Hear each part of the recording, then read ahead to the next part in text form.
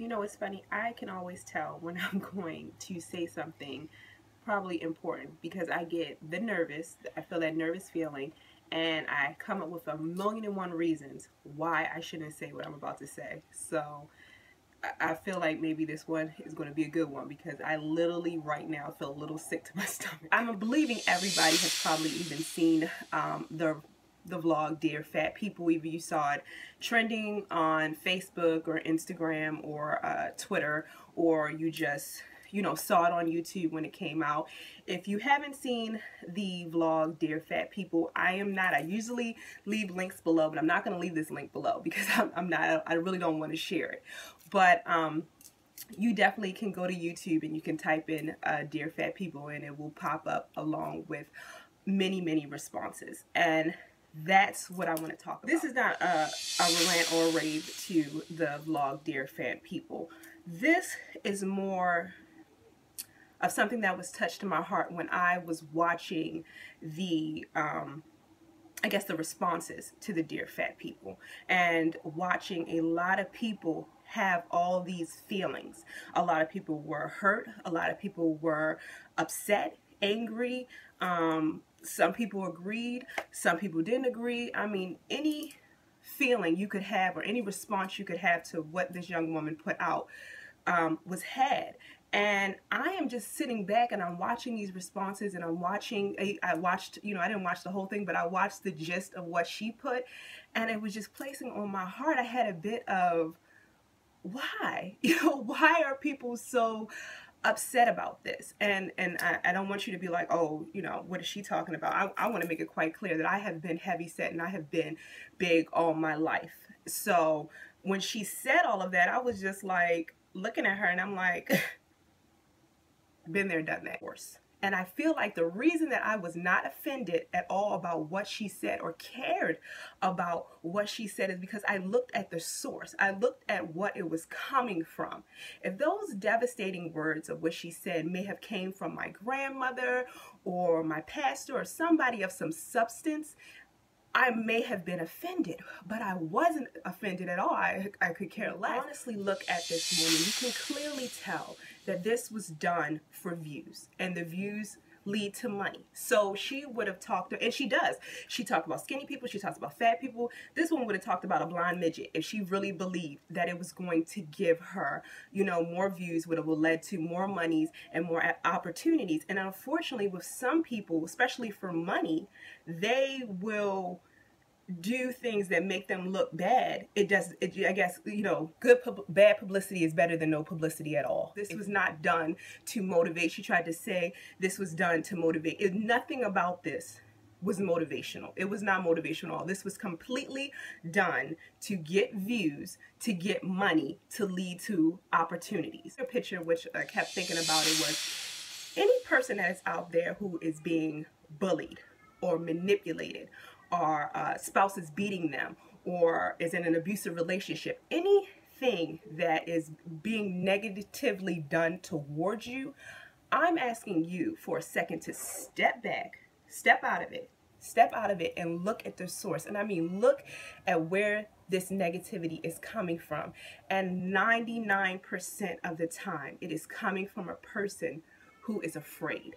Because if you think about it, when you are truly afraid of something or anything, you lash out. Her fear could be that she wouldn't get any views, or maybe she was poor and I don't know her life story, but I'm saying maybe her fear is not having money. So she lashed out and she did whatever she had to do to get these views, which will in turn bring these other opportunities, in turn bring more revenue. This is just, I guess, a little bit of my testimony. When I was in elementary school, I went to a city elementary school because my grandmother and my aunt worked there. Hopefully I'll make this quick.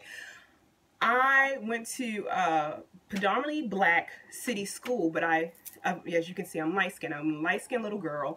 My mom doted on me. I was her first daughter, and so that means that she sent me to school, and I've had very long hair my whole entire life, so she would send me, my hair wasn't, I was gonna say frizzy. shade on the bush. But anyway, she would send me to school with 100 ponytails in my hair and all those knocker balls, you know, for the back in the day people, you know what I'm talking about. My clothes was always pressed and nice and neat. I always had the socks with the little black and white shoes and everything like that. Everything was done to the nines when she sent me to school. And I remember being horrified because those girls at my school they made my life the worst. They used to talk about me. Oh, that ain't all your hair. I'm gonna cut your hair. You know, oh, her daddy white. That's why she look like that. You just know her daddy just white. That's why she doesn't like anything you could think of. They would say negative towards me, and they would ruin me. My mom would put my hair in these ponytails, and I used to think like, she's trying to get me killed. You can't put my hair in a bun. Put my hair in one bun on top of my head. And now that I got older and I started sitting back and I started to take a step back and I looked at the source, a lot of these young girls at that time came to school and their hair wasn't done. Or they had maybe this much hair. You know, one of those little kind of sad ponytails. You know, no tea, no shade, but it was the truth. Because nobody took the time to tend to their hair and wash their hair and nurture their hair. You know, nobody made sure that their clothes were ironed and that their clothes weren't dirty and didn't have any stains on it. They had the little tic-tac shoes or whatever. Nobody did for those poor babies at that time.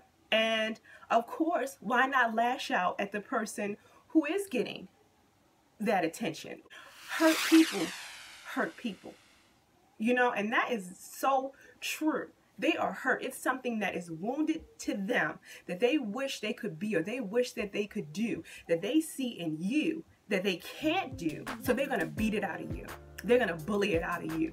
They're going to talk it out of you.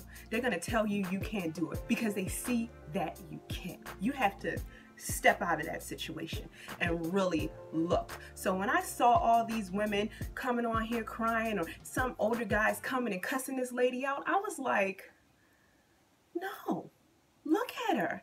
Look at it.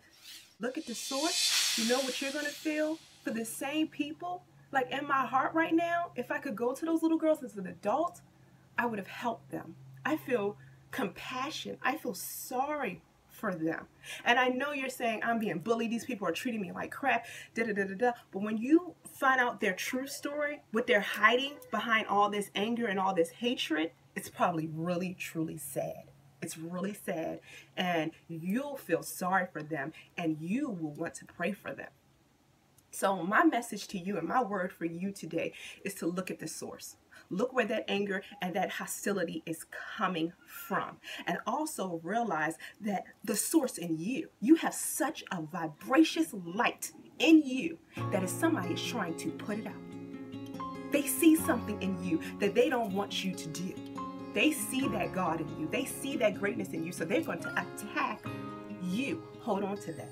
And you know, like they say all the time, you know, haters gonna hate. You know, if you know how you know you got you doing something is because you got haters. That's true. Or a person, you know, if you're a person who is bullying or feels like you have to bully or troll or do anything of this nature, I'm praying for you most of all right now, because you don't have to do this.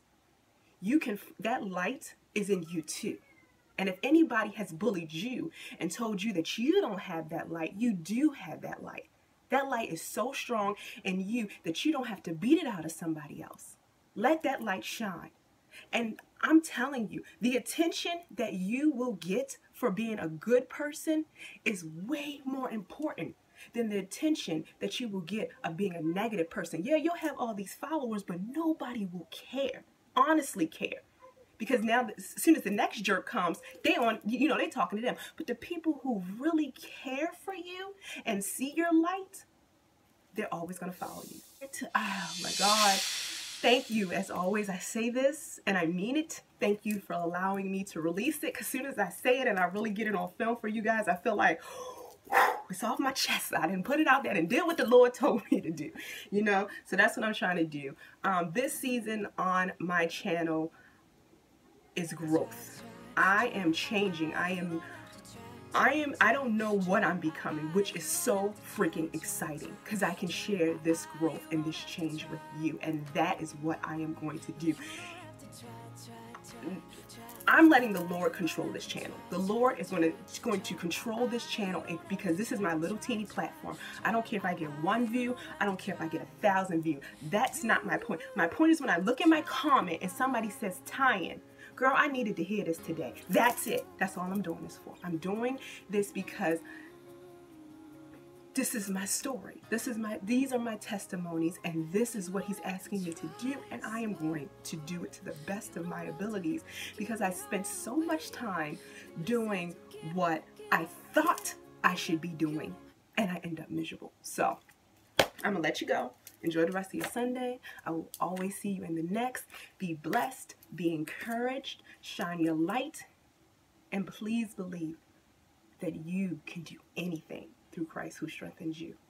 I say it over to myself every day, over and over and over and over. Anytime I feel like an anxiety attack coming, anytime I feel anything, I just say I can do anything that Christ that strengthens me. I can do anything that Christ that strengthens me. If you're being bullied, if you're being abused, if somebody's treating you, you keep your head up high and you say, I can do anything in Christ that strengthens me, and you keep walking. You keep walking, because